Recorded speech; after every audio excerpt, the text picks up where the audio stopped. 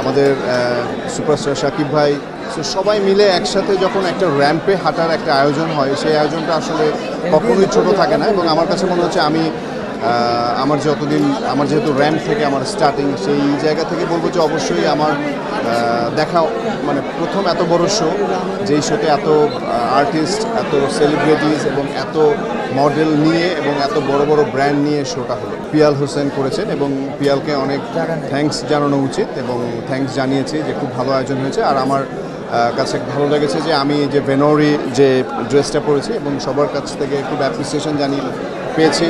এবং খুবই ইয়াং একটি মেয়ে, ও আমাদেরই খুবই কাছে, নির্ঝরের ড্রেস পরে হেঁটেছে, শো স্টপার এবং অসাধারণ আয়োজন, খুব ভালো লাগছে। ঢাকা ফ্যাশন ডে 2024 এবং এই সুন্দর আয়োজনের সাথে থাকতে পেরে নিজের কাছে এখন ভালো লাগছে অনেক বেশি, কারণ এত সুন্দর আয়োজন। তুফান নিয়ে তো আসলে অবশ্যই মন্তব্য খুবই ভালো এবং প্রথম থেকে শুরু করে একদম টিজার থেকে শুরু করে ফার্স্ট লুক থেকে শুরু করে গান থেকে শুরু করে সবাই অনেক বেশি অ্যাপ্রিসিয়েশন জানিয়েছে। এবং আমিও আমার জায়গা থেকে মনে হয় যে এটা এবার ঈদের আরেকটি এবং যেহেতু প্রিয়তমার পরে বলবো যে অবশ্যই এই ছবিটা একটা মানে ইতিহাস হতে যাচ্ছে। অপারেশন জ্যাকপটে তো প্রায় 4-5 মাস শুটিং করলাম, জানুয়ারি, ফেব্রুয়ারি, মার্চ, এপ্রিল, মে।